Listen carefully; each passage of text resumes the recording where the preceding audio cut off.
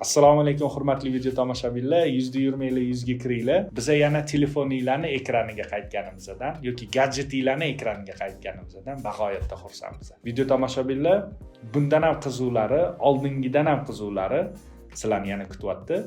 Bizada yangi video.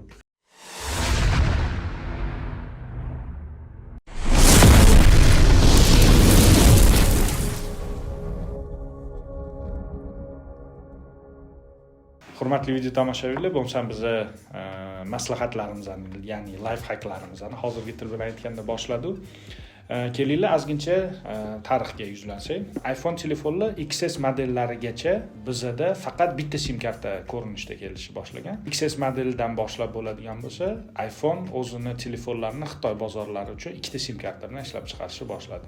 XS modeldan 14 modeligacha, demak, ikkita sim kartadan ishlashni boshladi va 14 dan boshlab 3 xil ko'rinishda, ya'ni fizический sim karta, haqiqiy qo'lga ushlab bo'ladigan sim kartali, ikkita sim kartali, ya'ni bitta eSIM, bitta o'sha fizический qo'lda ushlanadigan sim kartali va uchinchi xili faqat eSIM ko'rinishda bo'ladigan bo'ldi. Video tomoshabinlar, demak, shular to'g'risida kelinglar qisqacha to'xtalib o'tamiz. Bitta sim kartali olgan yaxshimi, ikkita sim kartali olgan yaxshimi, qanaqa ko'rinishda olgan yaxshi, qaysi regionlar uchun qanaqa chiqarilganligini kelinglar sizlarga qisqacha tushuntirib o'taman. Demak, Amerika iPhone telefonlari uchun faqat eSIM bo'yicha chiqib keladigan bo'ldi.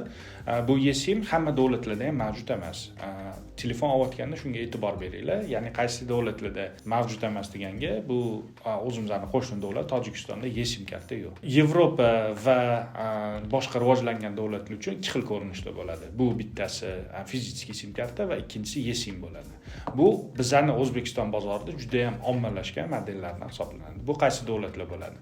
Kanada, Singapur, Koreya, Yaponiya, Yevropaning boshqa davlatlari. Asosan shu davlatlarga chiqqan telefonlarda ikki xil sim karta bo'ladi va Xitoy uchun chiqarilgan telefonlarda ikkita fizический sim karta bo'ladi. Demak, hurmatli video tomoshabinlar, sizlar shu yerda o'zida telefon sotib olganda sizga qaysi biri qulay, qaysi davlatlarga chiqasiz, qaysi davlatlarda eSIM bormi yoki yo'qmi, shularni e'tiborga olib, qaysi sim kartaligini olishni o'zingiz uchun oldingizga maqsad qo'yib, demak, bozorga borayotganda aniq maqsadda borsanglar adashmaysizlar. Shu o'rinda yana bitta life hack sizlarga.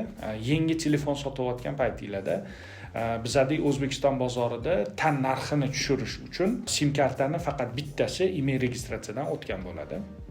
Buni olayotganda, misol uchun, men ikkita sim karta ishlataman, o'shaning uchun menga ikkitasini emaildan o'tkazib bering deb sotuvchiga aytsanglar, sizlarga sotuvchi ustiga ozgincha doplattasini so'raydi. Bu taxminan hozirgi kunda $20 atrofida bo'ladi. O'shani olganinglarda sizlarda ikkita sim karta ham aktiv holatda ishlayotgan bo'ladi. Ya'ni uni olganinglardan keyin sizlar o'sha ikkita sim karta aktivmi yoki aktiv emasmi, zvezdochka reshotka 06 reshotkani telib bitta chaqiruv tugmasini bosganinglarda ikkita sim kartalar aktivmi yoki aktiv emasligini ko'rsanglar bo'ladi. Ya'ni buni saytdan, o'sha O'zbekiston saytlaridan bemalol kirib qarasanglar bo'ladi. Endi kelinglar aktiv, noaktiv shartiga ham to'xtalamiz. Telefon olayotganinglarda aktiv yoki noaktiv, ya'ni iPhone telefon sotayotganinglarda aktivmi yoki aktiv emasmi, aktiv bo'lganmi degan xususiyati ham bor.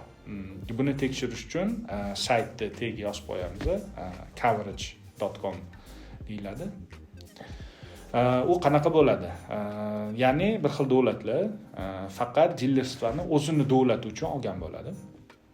U davlat uchun olganda o'zini davlatidan boshqa davlatga sota olmaydi. Ular nima qilishadi? Telefonni olishadi, aktivatsiya qilishadi, ishlatishadi, telefonni yoqishadi va yana xuddi shunaqa o'ramga joylab boshqa davlatga sotib yuborishadi. Bu nima degani? Telefon olingan, ochilgan, o'sha aktiv holatga keltirilgan va boshqa davlatga sotib yuborilgan. Shunda telefon aktiv holatga o'tadi. Ya'niki ochib ishlatilgan ozgincha. Shu joyga ham e'tibor beringlar. O'sha saytdan tekshirganinglarda bu telefon ochib ishlatilganmi yoki ishlatilmaganmi, o'shani ham bitta ko'rib olasizlar. Eng hurmatli video tomoshabinlar, yana bitta shunaqa narsa bor.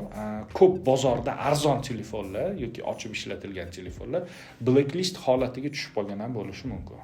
Blacklist bu nima degani? Bilasizlar, chet el davlatlarda telefonlar kreditga olinadi, bo'lib to'lashlarga. O'sha iPhone telefonlarni yana o'sha qaysi saytlardan tekshirib olishni blacklistga tushganmi yoki yo'qmi tagida ko'rsatamiz va opisaniyada ham bo'ladi. O'sha telefonlarni qanaqa olish kerak bo'ladi? Olib, o'sha emailkasini tekshirib yoziladi. Demak, bu telefon blacklistdami yoki yo'qmi tekshiriladi. Blacklist qanaqa bo'ladi? Sotib olgan odam oladi, aytadi, что men telefonni yo'qotib qo'ydim yoki o'g'irlatib qo'ydim deydi. O'sha telefonni korobkasi bilan boshqa davlatga olib chiqib yoki boshqa odamga sotib yuboradi. O'sha paytda telefon blacklist holatiga tushadi. Sizlarga maslahatim, saytlardan tekshirib ko'rganingizda agar blacklistga tushgan telefon bo'lsa, olish hech qachon maslahat bermayman. U hozirgi kunda aktiv holatda bo'lishi mumkin, lekin qaysidir paytga kelib u noaktiv holatga o'zidan-o'zi telefon o'chib qolsa, faqat zapchastga sotib yuboradigan holatga kelib qoladi. Demak, hurmatli video tomoshabinlar, xulosa o'rnida shu gaplarni yana bir marta qaytarib o'tamiz. Bozorga borayotganingizda sizlarga qaysi holatdagi yoki qanaqa sim kartali telefon kerakligini aniq oldindan rejalashtirib olinglar. Meni o'zimni tavsiyam, men o'zim ham iPhone tutaman. O'zimda ikkita sim kartali, ya'ni bitta fizический qo'lda ushlasa bo'ladigan sim karta va ikkinchisi eSIM. Shunaqa telefonni olganman. Bu bo'lishi mumkin sizlarga faqat eSIM. Shu o'rinda yana bitta gap, eSIMda 10 tagacha eSIMni registratsiya qilish mumkin bo'ladi. Faqat unda ikkitasi ishlab turadi. Qolgan yana 10 tasini hammasini registratsiya qilib qo'ygan bo'lsangiz, 10 tasini o'chirib tashlab, boshqasini ustidan yozib ketaversangiz bo'ladi.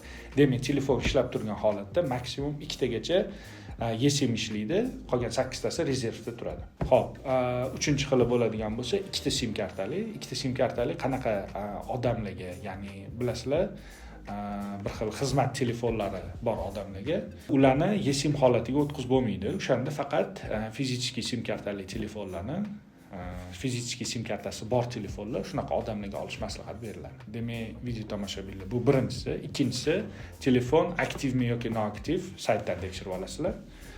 Noaktiv bo'lgan telefonni olish maslahat beramiz. Bu ya'ni telefon sizgacha hali korobkasi ochib ishlatib ko'rilmagan telefon bo'ladi. Va yana bitta oxirgi 3-layfhakimiz, bu blacklistga tushganmi yoki yo'qmi, o'shani olasizlar, saytdan tekshirasizlar.